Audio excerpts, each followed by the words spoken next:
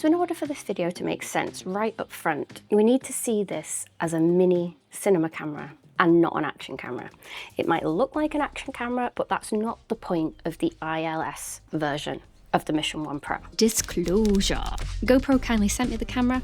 They haven't seen this video, they have no say in what's in the video, and they didn't pay me. Let's get on with it. I asked my lovely Facebook and Instagram community any questions I might have on this device, so let's kick it off with a good one. Why the heck would you like to attach a lens to an action camera? Well, there are two use cases for this, in my opinion. In the film world, they're called crash cams. So this could be a really high quality camera that's inside a car during an action sequence, for example. Something that gives you as good a quality as you can possibly get in a small and rugged form factor. The Zcam E1 was another Micro Four Thirds crash cam, and people even use things like the GH5 for a crash cam. It's a very popular thing to do. The other thing that I think this camera is wonderful for is the title of this video. A camera nerd's camera. It's something that you can tinker with and customize and try out different things with. It's flawed, it's a little bit finicky, you have to do workarounds, maybe you want to rig it out, but I think there's pros to that, and I think if you're a camera nerdy kind of person that enjoys that sort of device, this is an excellent choice. It's definitely not for everyone though.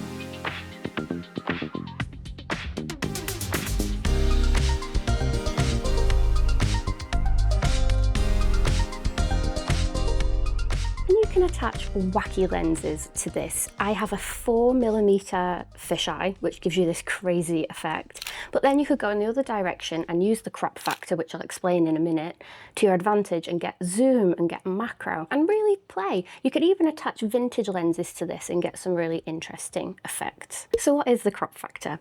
As you can see in this camera, it's got a tiny-ish, relatively 1-inch sensor. It's the same size sensor as the Pocket 4, which is what I'm filming on, and that gives you more than the usual Micro Four Thirds 2x crop. With Hyper Smooth on, which is the digital stabilization, which is fabulous and I highly recommend you use, it gives you approximately a 3x crop.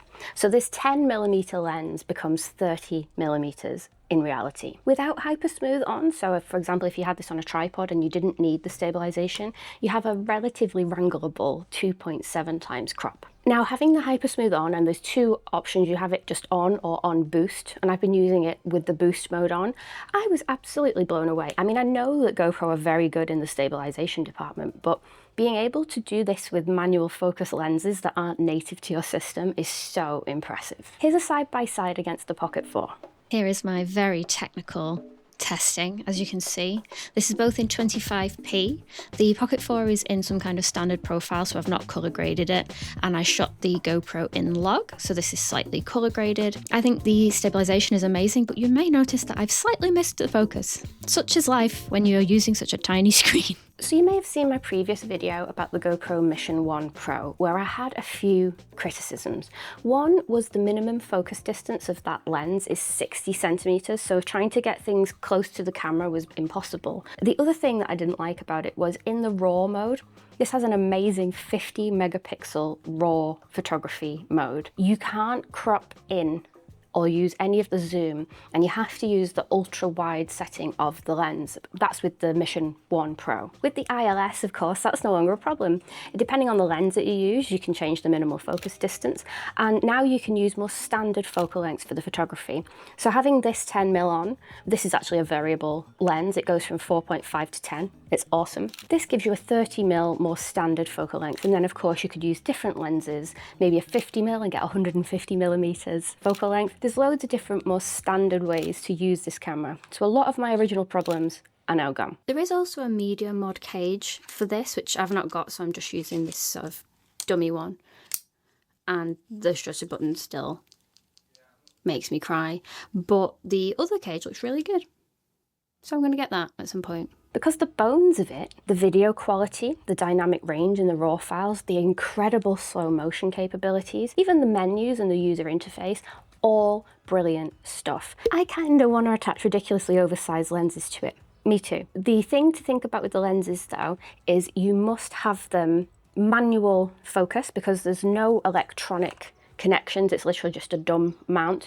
So your fly-by-wire lenses, your traditional Panasonic or Olympus lenses, won't communicate with this camera. So it does need to be a manual focus lens, and preferably have an aperture ring as well. That way you're in complete control of the focus and the aperture. So you could put longer lenses on it, but they would also have to fit that stipulation. I think the longest one I have that does that is maybe my 56mm Cinema Prime, but I'm sure there'll be other ones, and certainly vintage lenses that you can attach as well. This is a focal reduced, so it's an adapter from Canon FD, but you can see that it's got glass in it, and what that does is it makes the magnification a little bit less bad. Makes it a little bit more easy to wrangle.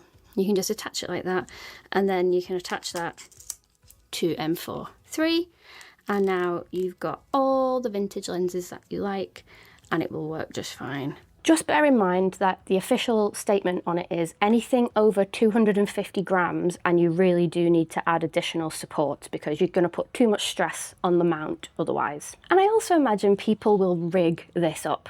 I just wanted to quickly show off my 3D printing prowess.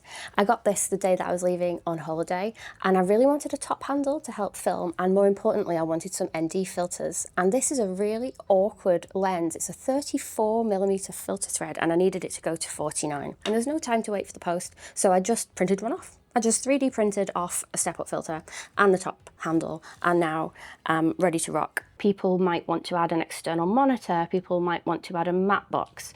You could go wild with this, and it's probably going to give you a much better experience if you do rig it out, but there's a part of me that just thinks, if you're going to make this tiny camera massive, why not just buy a GH5 and just be done with it? So you will probably get more out of it if you do rig it up, but for my style, that's not my vibe. I like to keep it quite minimal. Due to my camera nerdy collection, I have an obscene amount of lenses that are already compatible with this camera. I think if you come from, maybe you have some autofocus primes, if you were to buy this, you may need to buy additional lenses.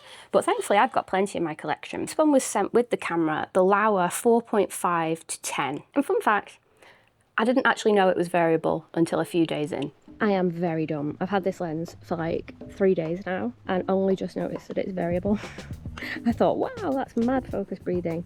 But no, it actually goes from 4.5 to 10, which might be ideal for this sort of setup. Aside from this lens, because it is a fisheye in nature, I have been using the rectilinear 7 Artisan 10mm f3.5 cookie lens. This is really cool. It gives you a 30mm equivalent, and it's even smaller than this Laowa. I think that form factor is excellent. In fact, there's a lot of tiny lenses that you can use on this, and they're very, very cool, particularly the pancake lenses, though just bear in mind with diffraction. If you are using a pancake lens that's like f8, for example, you might lose image quality because the crop factor and the sensor is smaller, so diffraction will kick in earlier. And if you don't know what diffraction is, let me explain it in a nutshell. Because the aperture is very tiny, the light going through it sometimes bends and distorts if the opening is really, really small. And what that can mean is there's a diminishing return to your aperture. You could shoot in f8 on a full frame camera, for example, and everything is really, really sharp. But then when you drop down to say f22 and the aperture gets really, really small, then the image quality is a lot worse. The light's bending and distorting as it comes into the lens. So that's something to keep in mind with this setup on the GoPro. Anything in a very narrow aperture, even from f8 and narrower, will affect the image quality, which is why having my ND filters on the cookie lens has been really important. I got this question, how does the weather sealing work? To my knowledge, while I assume the back of the camera is as weather sealed as the normal Mission 1 Pro, because we have a lens mount on here, it's not weather sealed at all. And of course, most of these lenses that are manual focus aren't going to have any weather sealing, so this is definitely not a camera you can jump into the ocean with. We'll leave that for the Mission 1 Pro. How hard is it to focus? That's a question I got a lot, and I'm very, very happy to report that it's excellent. It does some things very well. You have focus peaking and magnification up to 8 times, and all you need to do is just tap on the screen to cycle through the magnification. Now, the problem with vlogging is there's no focus peaking on the front screen, so I've no idea if I'm in focus or not. But also, I don't think this is a vlogging camera, is it? No, it's a little cinema camera. So let's use it as it's intended. So you really have to just guess, basically. You have to sort of set the focus and be like, I'm going to be about this far away, and then turn it on yourself and hope for the best. Because trying to get focus with the front screen is awful. The back screen is really good. I went up to the balcony and got some time lapses, and it's got the setting that I really like, which is you can set a timer. So if you wanted to sort of set your camera up and then make an astro time lapse at 2 AM, you don't have to get up and press start. You can set the timer and go to bed. And I just think the Zcam E1 is a classic and it came out ages ago. But isn't it cool that in 2026 we have a little tinkery micro four thirds mount camera to sort of play with as camera nerds and adapt lenses and just have fun with? It really does spark creativity for me. And as I've said, in some circumstances, a standard camera would be easier. You know, having a camera with a flip-up screen, for example, would be easier. Having a camera with an EVF might be easier. Having a camera without a crazy crop factor might be easier. But we don't always pick cameras for ease. Sometimes we use them because it's fun and it's nerdy and it's experimental. And I think that definitely is in that category of camera. And what about the photography? Happy to report, very, very easy to use. Once you've set the focus, like if you're walking about, you can set the focus and not have to mess with it too much. Playing with the different focal lengths is fun, playing with the different fisheye or rectilinear is fun. 10 times better than the Mission 1 Pro in this respect. And the way that you set up the lenses is really interesting. In the menu, you have to set the focal length so that the stabilization can communicate. And there's some pre-existing profiles, usually with the Laowa lenses and some other brands. So you can just press the lens that you're using and off you go. Otherwise, you just tap in the focal length and then the camera will figure the rest out. I imagine with firmware updates, there might be more lens profiles added into this, but as it stands, even using ones that aren't built in is very, very, very, very reliable. I've had a GoPro-athon on this little trip to Tenerife. I've had the Mission 1 Pro for the waterproof stuff, jumping off boats, playing in the pool, and it's been a really great combo between using that for the sort of rugged stuff and then using the ILS as my sort of everyday carry. They're a great complement to one another.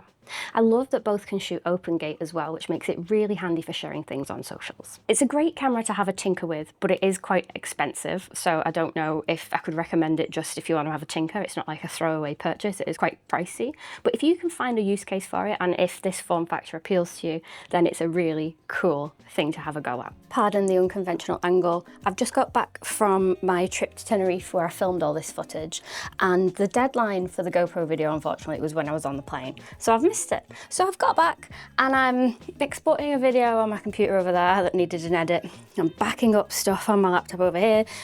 My head feels like it's going to explode. But I've just looked through some of the footage on a larger screen now, and it's a bit hit and miss in terms of the focus. So I would highly recommend getting a monitor or using the GoPro app. They sent me the beta of the new app, so you can use it as like a monitor. Oh God, on the plane home, because I missed the deadline, I watched Petapixel's video, excellent as always, love Jordan, and I watched Camera Conspiracies, and Casey always makes me howl. And if you were looking for a very real world example of what it's like to own this camera, I would highly recommend that you watch his video because like 2/3 of it isn't in focus, and he's trying to use like really vintage lenses that are soft to begin with. And I think this encapsulates what I'm trying to say. It's a camera nerd's camera. If you like slow motion, if you like tinkering, if you like vintage lenses, if you like manual focus, or at least can put up with it, then it's super duper fun. But it is a bit finicky, and it's nowhere near as simple as just picking up a normal camera and going about your day.